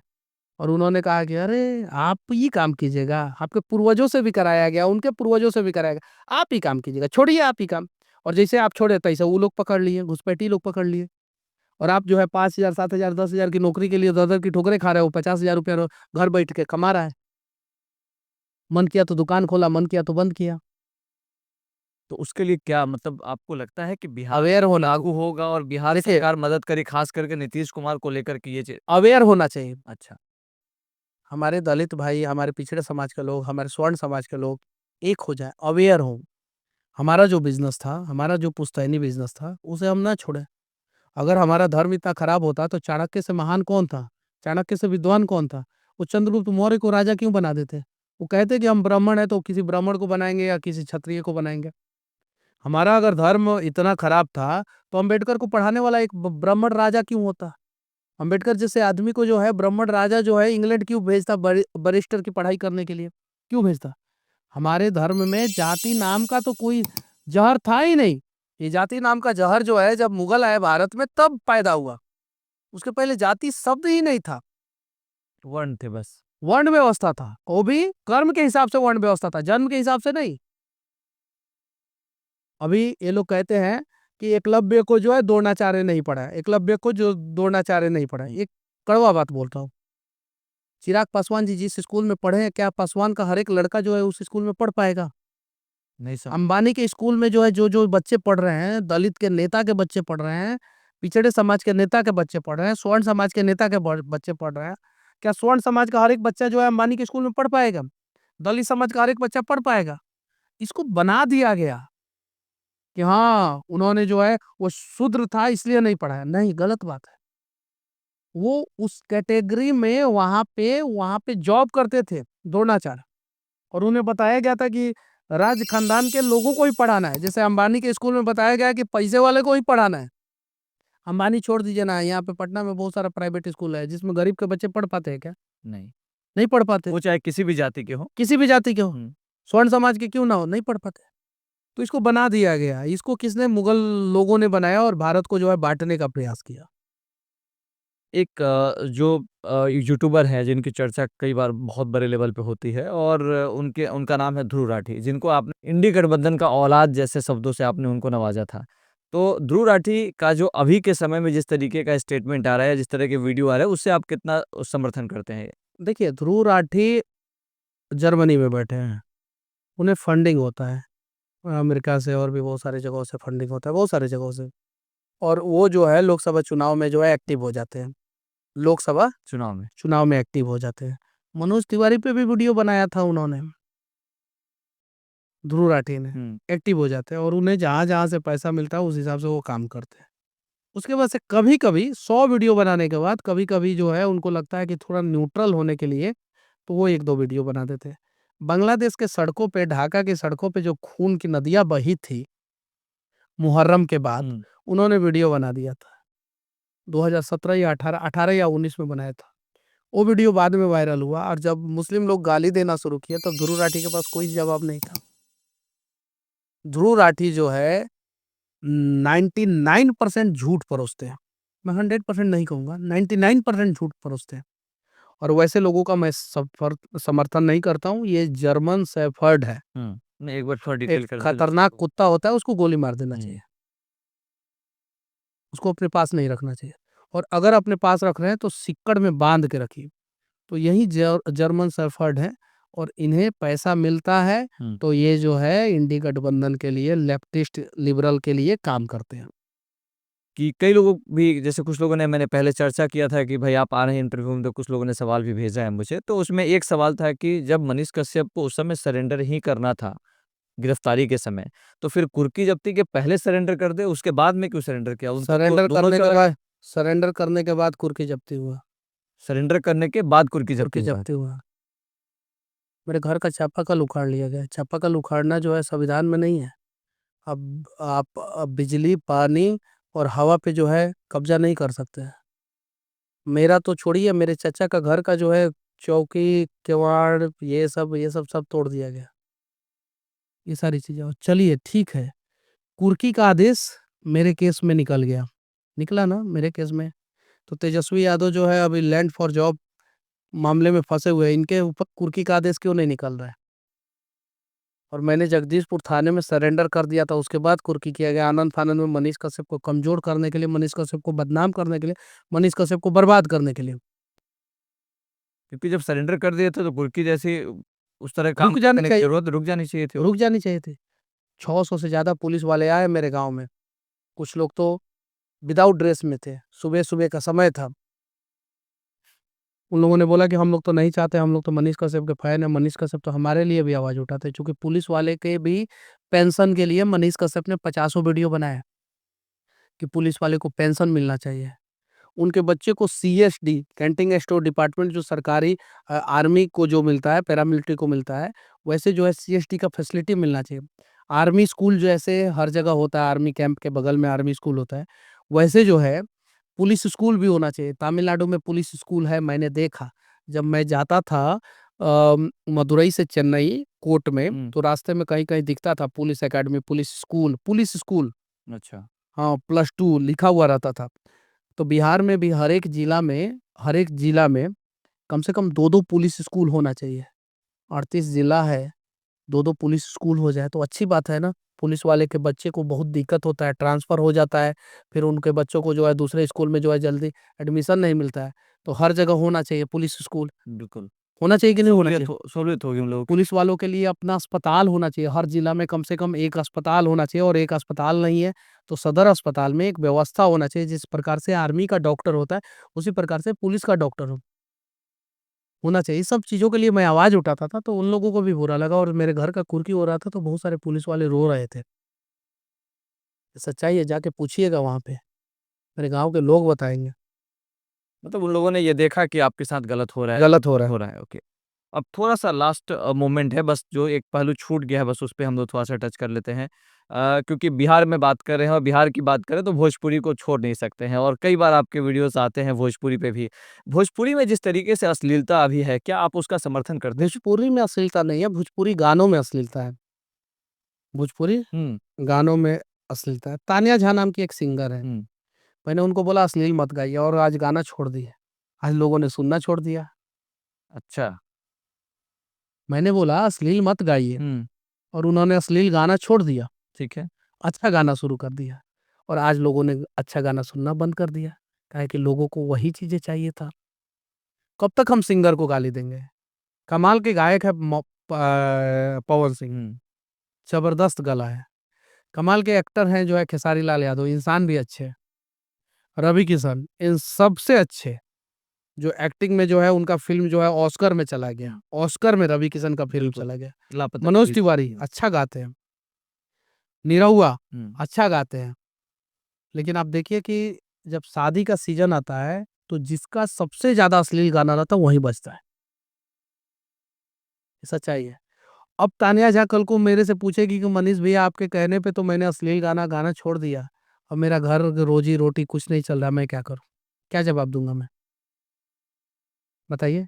धोरी, चोली सुनता कौन है? आप सुनना बंद कर दीजिए ना। आप सुनना बंद कर दीजिए, ये सब गाना बंद बंद हो जाएगा। सिंगर भी है, 10 गाना अच्छा गाते हैं।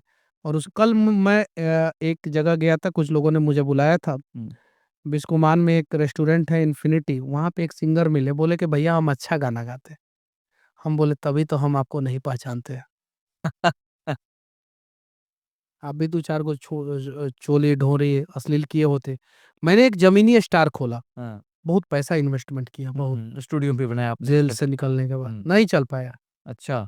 मेरा भाई बोला कि भैया आपके वजह से मैं बुड़ गया। मैंने पूछा क्यों? हुँ।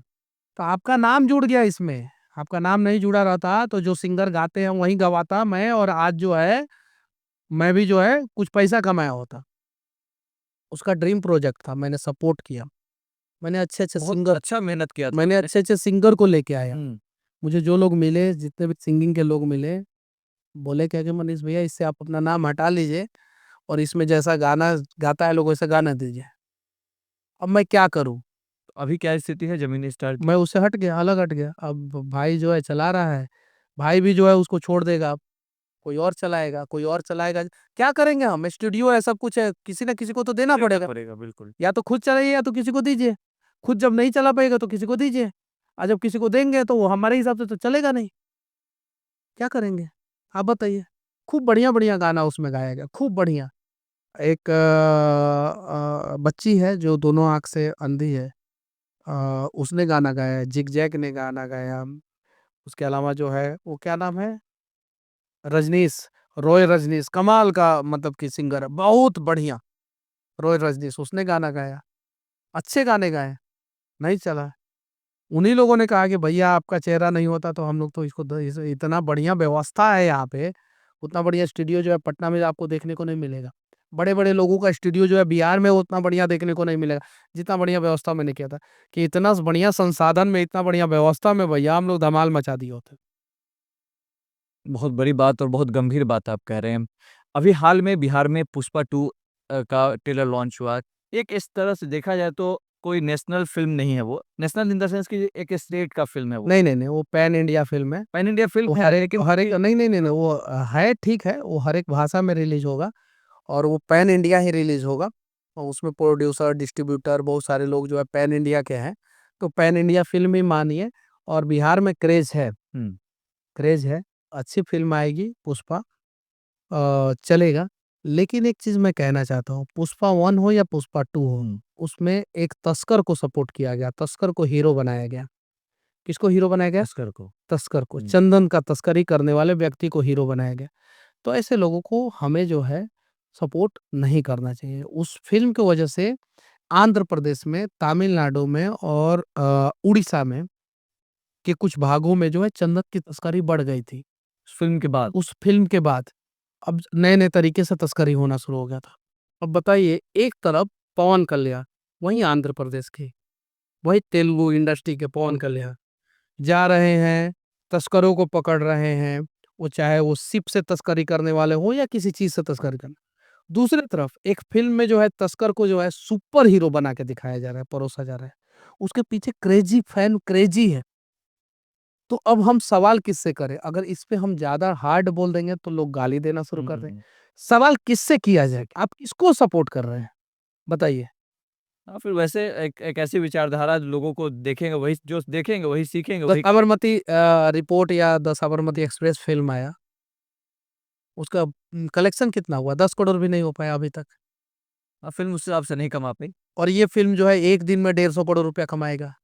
लाइफ़ टाइम बिज़नेस जो है पुष्पा 2 का जो है 1000 करोड़ रुपया जाने वाला है। कम से कम 1000 ठीक करोड़ है, जाने, बिल्कुल। और वो 10 करोड़ भी नहीं कमाया। जो सच्चाई दिखाया वो 10 करोड़ भी नहीं कमाया। जो तस्करी को सपोर्ट कर रहा है वो 1000 करोड़ कमाया। तो ये समाज किस दिशा में जा रहा है? उससे सवाल पूछना चाहिए हमें। लास्ट में भोजपुरी फ़िल्म इंडस्ट्री के लिए कुछ पहल होनी चाहिए उस तरह की जो हो रहा है। आगे हो। अच्छा। विजय सिन्हा जी 4 करोड़ रुपया तक का मुआवज़ा का ऐलान किए हैं। हुँ। जो कंसेशन होता है, जो छूट होता है भोजपुरी फ़िल्म बिहार में शूट कीजिएगा तो। और 1 करोड़ रुपया तक कलाकारों को जो है, जो कलाकार अच्छा काम करेंगे उनको। हुँ। यूपी 2 करोड़ रुपया दे रहा था। बिहार जो है 4 करोड़ रुपया देगा और 1 करोड़ रुपया बेस्ट एक्टर, बेस्ट एक्ट्रेस ये सबको देगा। तो ये अच्छी पहल है, बिहार में अच्छा पहल हो रहा है। देखिए आप दबाव बनाइएगा, ये भोजपुरी इंडस्ट्री के लिए हम लोग दबाव बनाते थे। गोरखपुर में जाके मैंने कम से कम 50 वीडियो शूट किया, अच्छा। जिसमें खेसारी लाल यादव का वीडियो शूट किया, रवि किशन का वीडियो शूट किया, भोजपुरी का सबसे महँगा फ़िल्म बना, उस फ़िल्म के सेट पे जाकर मैंने वीडियो शूट किया। उसके बाद से दबाव बना सरकार पे और सरकार ने योजना लाई। मैं बार-बार हर एक वीडियो में, यूट्यूब का दुनिया है, प्रत्यक्ष किम प्रमाणम, प्रत्यक्ष वहाँ पे पड़ा हुआ है। मैंने बोला कि बिहार में सब्सिडी मिलना चाहिए, बिहार में सब्सिडी मिलना चाहिए, बिहार में सब्सिडी मिलना चाहिए। कलाकार लोग डर के मारे नहीं बोलते थे। क्यों नहीं बोलते थे? क्योंकि उन्हें यूपी में सब्सिडी से काम चलाना था। अच्छा। अगर बिहार में सब्सिडी का मांग करते तो यूपी गवर्नमेंट कहीं बोल देता कि तुमको बंद कर दे रहे हैं यहाँ पे। पहला चीज। दूसरा चीज, कोई कलाकार जो है किसी भी नेता से पंगा लेना नहीं या चाहता। सरकार से पंगा लेना नहीं नहीं चाहता है। कोई भी कलाकार से जब मैं पूछता था तो गोल मोटल जवाब देके निकल जाते थे। वो चाहे पवन सिंह हो, खेसारी हो, रवि किशन हो, कोई भी यूपी का प्रशंसा करते थे। बिहार में जब सब्सिडी पे जो है फिल्म इंडस्ट्री पे जब हाँ हाँ होना चाहिए बस इतना बोल के निकल गए। सब्सिडी मिलना चाहिए, हाँ हाँ मिलना चाहिए, बस इतना बोल के निकल। कैसे मिले, कब मिले, किस प्रकार से मिले, इस पे कोई चर्चा नहीं करता। इस पे मैंने 50 से ज्यादा वीडियो गोरखपुर में जाके बनाया। आज सब्सिडी मिल रहा है तो मनीष कश्यप को मिलेगा नहीं, जो कलाकार है उनको जाएगा या जो प्रोड्यूसर है उनको फायदा होगा उसका। आज जब सब्सिडी का ऐलान हुआ, जिस मंच पे ऐलान हुआ उस मंच पे मनीष कश्यप था? नहीं दिखे वहां पे। नहीं था।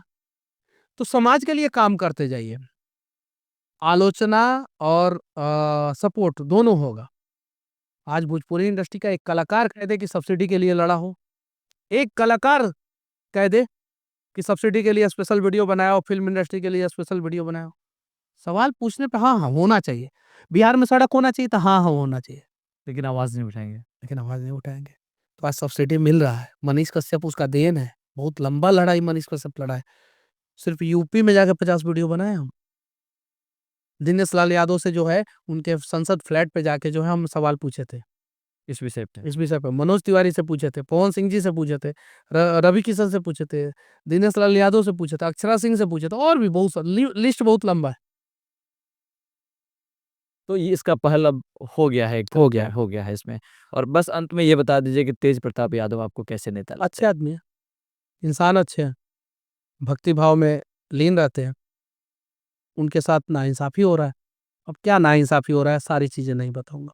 अच्छे आदमी कि नाइंसाफी हो रही हो। हो रहे, और इतने अच्छे आदमी हैं कि वो मर्यादा का ख्याल रखते हैं कि दुश्मन से कब लड़ना है, दोस्त को मतलब कि अच्छे समय में और बुरे समय में हमेशा साथ देना है। ये सारी चीजें हैं। बहुत अच्छे आदमी, प्यारे प्यारे इंसान है। तो मनीष जी, आपसे बात करके बहुत अच्छा लगा, क्योंकि आपसे जितनी लंबी बात की जाए उतना कम पड़ेगा। तो आपने अपना कीमती समय हमें दिया, इसके लिए बहुत बहुत धन्यवाद। और आप चल के हमारे स्टूडियो तक आए, इसके लिए बहुत बहुत धन्यवाद। हम उम्मीद करेंगे कि जो आपने बातें कही हैं लोगों को समझ में आएगी। और अगर आगे मौका मिलेगा तो हम चाहेंगे कि आप फिर एक अगर कभी समय मिले तो आप ज़रूर आने का प्रयास करेंगे। एक बार फिर से आपका बहुत बहुत धन्यवाद। जय हिंद।